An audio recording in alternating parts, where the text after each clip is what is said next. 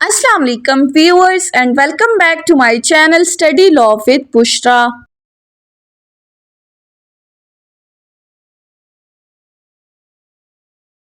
So in today's video we are going to discuss the topic of section 22 of Civil Procedure Code 1908.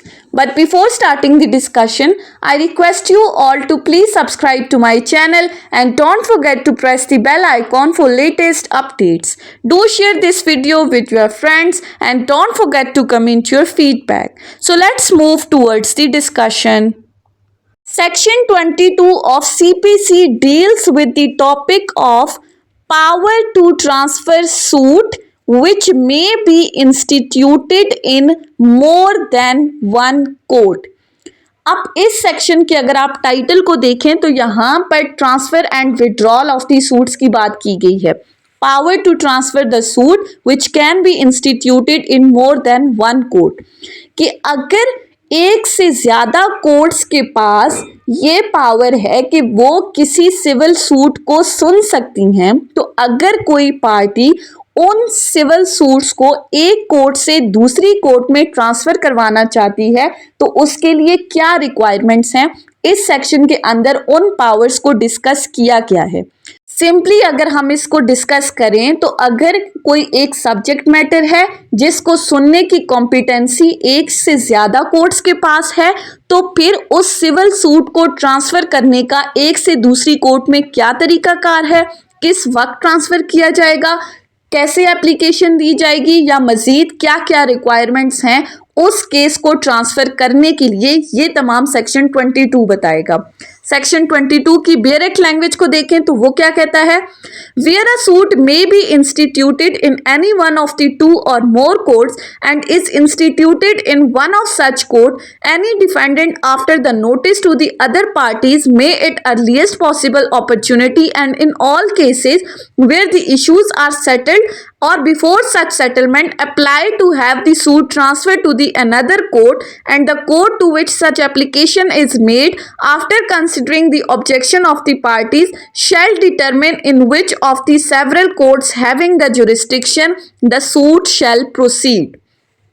अब इस पूरी बेयरक्ट language को देखें तो यहाँ पर सेक्शन 22 हमें स्टेप बाय स्टेप गाइड कर रहा है कि किसी भी सिविल सूट को ट्रांसफर करने के लिए क्या क्या रिक्वायरमेंट्स हमें फुलफिल करनी है.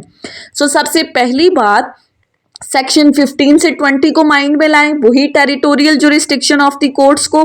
वहां पर हमने कहा था कि अगर किसी कोर्ट की जुरिस्डिक्शन अनसर्टेन है, आपको ये नहीं पता कि किस कोर्ट में आपने सूट इंस्टीट्यूट करना है, तो आप किसी भी कोर्ट में वो सूट फाइल कर सकते हैं जहां पर अनसर्टेन जुरिस्डिक्शन है, या जहां पर एक प्रॉपर्टी दो कोर्ट्स की जुरिस्डिक्शन के अंदर सिचुएट कर रही है, उनकी लिमिटेशन में आ रही है, तो फिर आप किसी भी कोर्ट में वो सूट फाइल कर सकते हैं उस प्रॉपर्टी से रिलेटेड.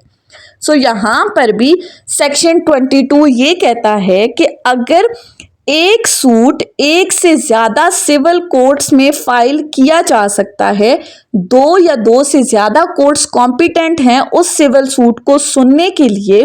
फॉर एग्जाम्पल हमारे पास ABC ये तीन सिविल कोर्ट्स हैं, ये तीनों कॉम्पिटेंट हैं उस सिविल सूट को सुनने के लिए. प्लेंटिफ आया, उसने किसी एक कोर्ट में ये सूट इंस्टीट्यूट कर दिया. लेट्स सपोज कोर्ट A में उसने सूट फाइल कर दिया.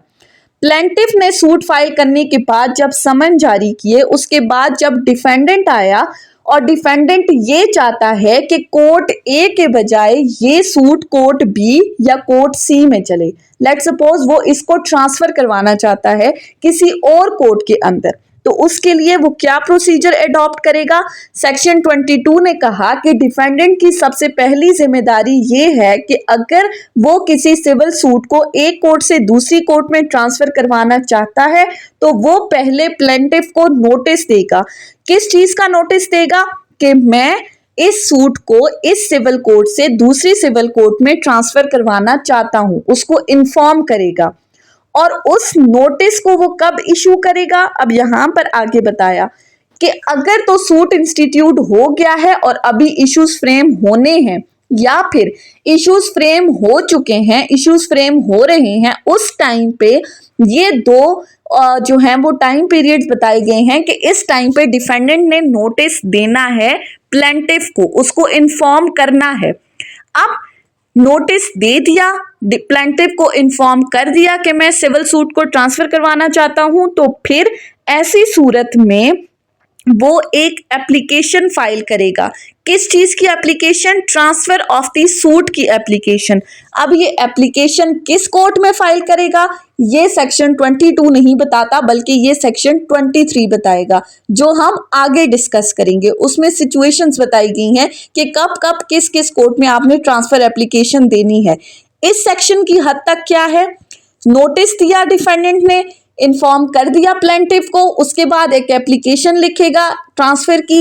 एप्लीकेशन देने के बाद जिस कोर्ट को ये एप्लीकेशन देगा, वो कोर्ट हम आगे डिस्कस करेंगे। जैसे ही उस कोर्ट को ये एप्लीकेशन मौसूल होगी और अगर इस दौरान प्लेंटिफ की जानिब से कोई ऑब्जेक्शंस रेज किए गए हैं कि इस सूट को ट्रांसफर नहीं होना चाहिए, वो कोई भी आर्ग्यूमेंट रेज करते हैं, तो फिर जिस कोर्ट में आपने ट्रांसफर एप्लीकेशन दी है वो आपके इन आर्ग्यूमेंट्स को, इन ऑब्जेक्शंस को सुनेगा और उसके बाद फाइनली वो अपनी इस एप्लीकेशन को डिसाइड करेगा कि इस सूट को किस कोर्ट में चलना चाहिए, कौन सी कोर्ट में ये सिविल सूट ट्रांसफर होगा।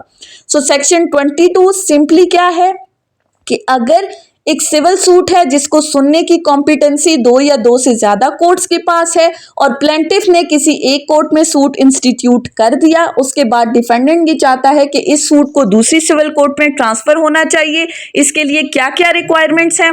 सबसे पहले उसने दूसरी पार्टी को नोटिस देना है, यानी कि प्लेंटिफ को इन्फॉर्म करना है कि मैं इस सूट को ट्रांसफर करवाना चाहता हूं। अब वो नोटिस उसने कब देना है? At the time of settlement of the issues या before settlement of the issues. अभी इश्यूज फ्रेम हुए हैं या अभी होने बाकी हैं, उस टाइम पे वो नोटिस देगा। नोटिस देने के बाद फिर वो अपनी ट्रांसफर एप्लीकेशन तैयार करेगा। जिस कोर्ट को उसने ये ट्रांसफर एप्लीकेशन दी है, अगर दूसरी पार्टी की जानिब से उस कोर्ट के सामने इस ट्रांसफर से रिलेटेड कोई एतराज़ात उठाए गए हैं तो वो उन एतराज़ात को सुनेगी और उसके बाद फाइनली फिर ये कोर्ट डिसाइड करेगी कि इस सिविल सूट को ट्रांसफर होना चाहिए या नहीं, या फिर कौन सी कोर्ट के पास इस सिविल सूट को चलना चाहिए। तो फिर उसके बाद ये सिविल सूट ट्रांसफर कर दिया जाएगा। सो ये था सेक्शन 22 का क्रक्स। आई होप कि आपको ये लेक्चर समझ में आया होगा। अगर आपने इस वीडियो को अटेंटिवली सुना है तो अगर आपको ये वीडियो अच्छी लगी है तो इस वीडियो को लाइक करें, कमेंट करें और चैनल को ज़रूर सब्सक्राइब करें।